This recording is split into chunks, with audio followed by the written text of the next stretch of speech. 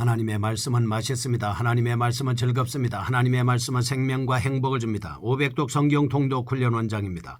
여수 살리는 교회 임기환 목사가 하나님의 말씀을 봉독하고 전하는 시간입니다. 함께 하시면 기적이 일어납니다. 알람을 설정하시고 들으시면 좋겠습니다. 본 방송은 카카오톡에서 앱 열기로 들으시고 유튜브에서 성경 통독 임기환 검색하시고 구독하시면 계속되는 하나님 말씀 업데이트를 통해서 은혜 받으실 수 있습니다. 오늘은 느헤미야 13장을 봉독하고 말씀을 전하겠습니다. 느헤미야 13장. 그날 모세의 책을 낭독하여 백성에게 들렸는데 그 책에 기록하기를 암몬 사람과 모압 사람은 영원히 하나님의 총에 들어오지 못하리니 이는 그들이 양식과 물로 이스라엘 자손을 영접하지 아니하고 도리어 발람에게 뇌물을 주어 저주하게 하였습니다. 그러나 우리 하나님이 그 저주를 돌이켜 복이 되게 하셨다 하였는지라. 백성이 율법을 듣고 곧 섞인 무리를 이스라엘 가운데서 모두 분리하였느니라. 이전에 우리 하나님의 전에 방을 맡은 제사장 엘리야십이 도비야와 연락이 있었으므로 도비야를 위하여 한 큰 방을 만들었으니 그 방은 원래 소재물과 유향과 그릇과 또 레위 사람들과 노래하는 자들과 문지기들에게 11조로 주는 곡물과 새 포도주와 기름과 또 제사장들에게 주는 거제물을 두는 곳이라. 그때에는 내가 예루살렘에 있지 아니하였느니라. 바벨론 왕 아닥사스다 32년에 내가 왕에게 나아갔다가 며칠 후에 왕에게 말미를 청하고 예루살렘에 이르러서야 엘리야십이 도비야를 위하여 하나님의 전뜰에 방을 만든 악한 일을 안지라. 내가 심히 근심하여 도비야의 세간을 그 방 밖으로 다 내어 던지고 명령하여 그 방을 정결하게 하고 하나님의 전의 그릇과 소재물과 유향을 다시 그리로 들여 놓았느니라.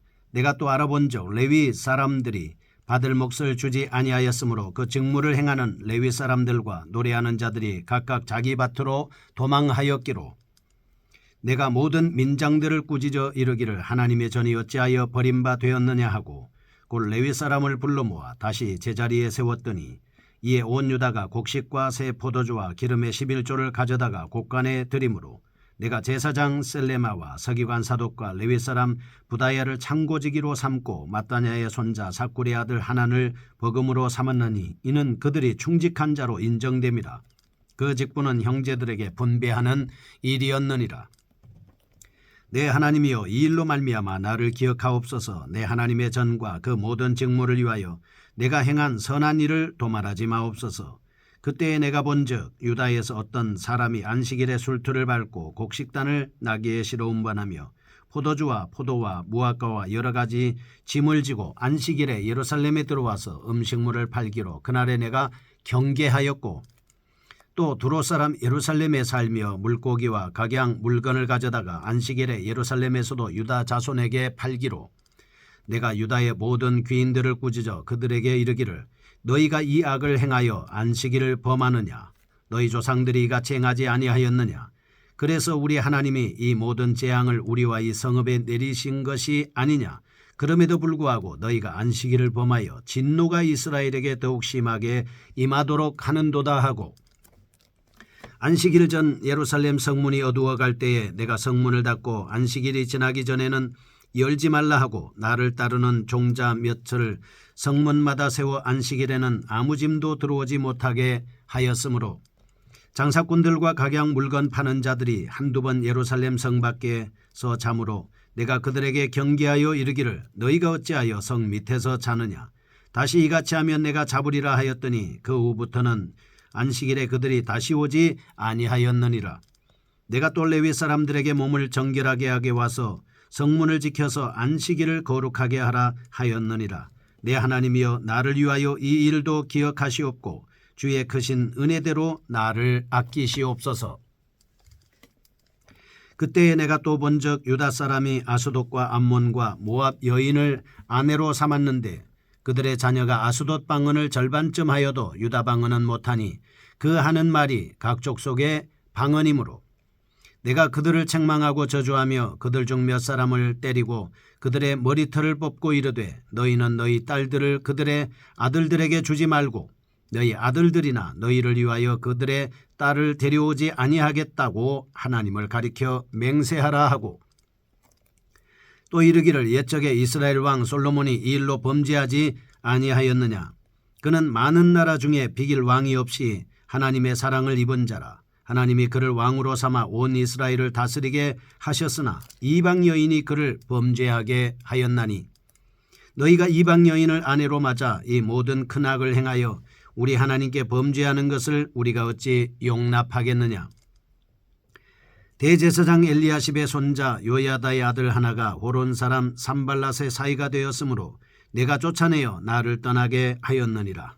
내 하나님이여, 그들이 제사장의 직분을 더럽히고 제사장의 직분과 레위 사람에 대한 언약을 어겼사오니 그들을 기억하옵소서. 내가 이와 같이 그들에게 이방 사람을 떠나게 하여 그들을 깨끗하게 하고 또 제사장과 레위 사람의 반열을 세워 각각 자기의 일을 맡게 하고 또 정한 기한에 나무와 처음 익은 것을 드리게 하였사오니 내 하나님이여, 나를 기억하사 복을 주옵소서. 아멘.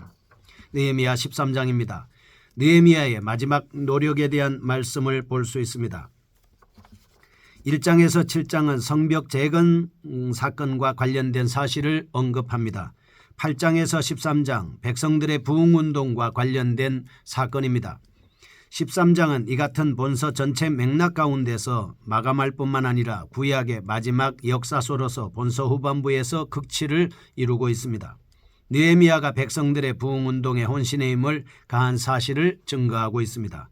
1절에서 9절 이방인들과의 단절할 것을 엄하게 명한 후 도비아를 성전에서 추방하고 있습니다. 10절에서 14절 레위 사람들의 분깃을 거듭 규정하고 15절에서 22절 안식일의 회복을 강조합니다. 23절에서 31절 통혼 금지시킵니다. 결의하고 정리합니다. 본서 전체의 내용을 사건 발생, 원인 분석, 대책 제시라고 하는 도식으로 말씀을 기록하고 있습니다. 느헤미야의 마지막 노력은 그가 페르시아로 돌아갔다가 귀환한 BC 432년에 이루어지고 있습니다. 그때는 그동안 계속 이스라엘 내의 종교 문제를 담당해왔던 에스라가 팔레스타인에 없었던 것 같습니다. 그가 페르시아로 다시 돌아갔는지 혹은 죽었는지 알 수는 없습니다. 어찌됐든 느헤미야는 이스라엘이 당시 직면한 문제 해결을 위한 적절한 협조자 없이 자신에게 당면한 여러 문제들과 맞부딪혀야만 했습니다. 그래서 본장에 나타난 사항들을 과감히 처리하고 대처하고 있는 것을 볼 수 있습니다.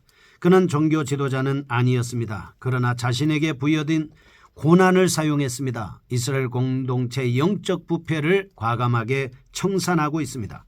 자신이 총독으로 있을 때 영적 부패들을 척결하지 않으면 그 후에는 심각한 결과가 초래될 것이다 라고 하는 점을 짐작하고 있었기 때문입니다. 첫째, 성도들은 자신들의 기분이나 감정을 뛰어넘어 사명의식에 따라서 자신에게 부여된 하나님의 일을 수행해야 합니다. 둘째, 성도들은 자신들의 생애 전 과정 중에서도 특히 인생의 황혼기를 신앙적으로 아름답게 장식해야 합니다. 셋째, 성도들은 율법의 말씀을 신비에 기록함으로써 승리하는 삶을 살 수 있어야겠습니다. 첫 번째 보겠습니다. 1절에서 9절 이방인들을 추천합니다. 느헤미야가 마지막으로 이스라엘의 부흥과 영적 정화를 위해서 결행한 사실을 본장에서는 이방인을 과감하게 축출하는 장면입니다. 이교도와의 단절을 명령합니다. 느헤미야 자신이 실제적인 표상으로 이방인을 내쫓고 성전을 정화하고 있습니다. 1절에서 3절 이교도와 교제를 단절을 하라라고 명령하고 4절에서 9절 암몬 출신 도비아 성전에서 쫓아내고 성전의 기물을 제자리에 놓음으로써 그곳을 정화합니다. 느헤미야는 언약갱신 및 백성들의 예루살렘 재정착이 끝난 후에 백성들에게 언약 내용의 구체적 실천이라는 일련의 정화 사업이 있었음을 밝히고 있습니다. 느헤미야는 그러한 정화 사업에 자신이 직접 선두에 서서 이방인의 문제에 대한 율법을 낭독한 이후에 도비아를 축출시킨 사건을 언급하면서 당시 이스라엘 백성들이 하나님의 율법을 지키지 않고 있다라고 하는 것을 부각시키고 있습니다. 본서 단락의 구절은 근거 기준 원인 결과라는 형식으로 기록하고 있습니다. 암몬 사람 도비아는 분명히 하나님의 백성들 틈에 낄 자격이 없는 자였습니다. 그는 예루살렘 성벽 사업을 대단히 적극적으로 방해했던 사람이었을 뿐만 아니라 이방인이었습니다. 한마디로 말하면 하나님을 대적하던 이스라엘 백성들의 원수였습니다. 그럼에도 불구하고 대제사장 엘리야십은 느헤미야가 페르시아로 간 틈을 타서 도비아에게 성전의 방을 내주게 했던 겁니다. 심각한 문제입니다. 왜냐하면 첫째, 예루살렘에 거주하면서 이스라엘 백성들로 하여금 혼합주의적 종교에 빠지게끔 공작을 했습니다. 두 번째, 그는 성전의 한 방을 차지함으로써 그 방에 원래 보관되었던 성전 기명 등의 물품을 다른 곳에 사장시키게 했고, 이에 따라 성전 재산은 원활히 분배되지 못했을 것이기 때문입니다. 셋째, 그는 예루살렘에 머물면서 이스라엘 내에서 자신의 세력을 규합해서 느헤미야를 정치적으로 무력화시키려는 공작을 꾸몄을 것이기 때문입니다. 이런 사실을 통해서 느헤미야는 과감하게 성전 방 밖으로 내쫓고 모든 물건을 정리했습니다. 첫째, 사단의 세력은 세상 끝날까지 하나님의 백성들을 미혹시키려는 사악한 노력을 결코 중단하지 않는다는 것입니다. 둘째, 도비아에 대한 느헤미야의 조치와 같이 성도들은 사단에 대해 단호하고 엄격한 자세를 취해야 하는 것입니다. 두 번째입니다. 11조 징수 강화를 하는 모습을 볼 수가 있습니다. 10절은 레위인들의 분깃에 대해 강조합니다. 11조 제도를 규정하게 된 동기, 11절에서 13절은 그에 대해 대처한 사실입니다. 14절은 이 사건으로 인해서 여호와께 기도한 내용입니다. 이스라엘 백성들이 11조를 드리지 않았던 경우는 포로 생활로부터 귀환한 후에만 해도 여러 번 있었습니다. 그래서 대규모 신앙 집회 이후에는 항상 11조를 제대로 바치겠다는 백성들의 각오가 있었던 겁니다. 그래서 대규모 신앙 집회를 통해서 느헤미야가 특별히 이 문제를 해결함으로 인해서 이제 그들이 신앙생활을 제대로 할 수 있도록 의무이행을 하게 만든 겁니다. 11조를 통해서 생활을 유지하려고 했던 레위 사람들의 호구지책 마련을 위해서 성전을 떠났던 그들이 다시 한번 돌아와서 영적 회복을 하는데 도움을 줄 수 있었습니다. 이렇게 느헤미야는 제사가 제대로 드려지지 않았던 이런 부분을 종교적인 문제를 해결함을 통해서 하나님과의 관계가 회복될 수 있도록 일정한 역할을 하게 된 것입니다. 이 같은 11조의 중요성에도 불구하고 백성들이 11조를 온전히 드리지 아니한 것은 말할 나위 없이 그들의 신앙 침체의 결과였지요. 불신앙의 침륜에 빠진 겁니다. 인본주의적 산술 계산을 하게 된 것입니다. 하나님 나라를 위해서 헌신하지 않게 된 것이죠. 성도들은 이런 사실을 통해서 첫째, 자신의 헌금이 궁극적으로 하나님 나라 확장에 기여한다는 사실을 알아야 하고, 둘째, 지도자는 미래에 나타날 결과까지 책임지겠다는 마음으로 자신의 맡은 바 직무에 충실해야 합니다. 세 번째입니다. 안식일 준수 의무 강화입니다. 15절에서 16절, 이스라엘 백성들이 안식일을 범한 것을 사실적으로 기술하고 17절 18절, 안식일의 회복을 위해 엄하게 꾸짖습니다. 19절에서 22절, 느헤미야 자신이 취한 조처 기도에 대한 내용입니다. 이스라엘 백성들이 이처럼 안식일을 더럽혔던 경우는 포로 시대 이전에도 비일비재했습니다. 그래서 느헤미야와 에스겔은 안식일을 범하는 죄를 가장 큰 죄라고 책망해왔던 것이고, 유다가 망한 것도 안식일을 범함으로 이스라엘 공동체가 무너지게 되었던 것입니다. 느헤미야는 적절한 방법을 동원해서 안식일을 온전히 지킬 것을 강조했습니다. 첫째, 백성들의 대표를 들을 말씀에 근거해서 책망을 합니다. 둘째, 그는 장사꾼들이 안식일에 예루살렘 성 안으로 들어오지 못하도록 엄중히 경고했습니다.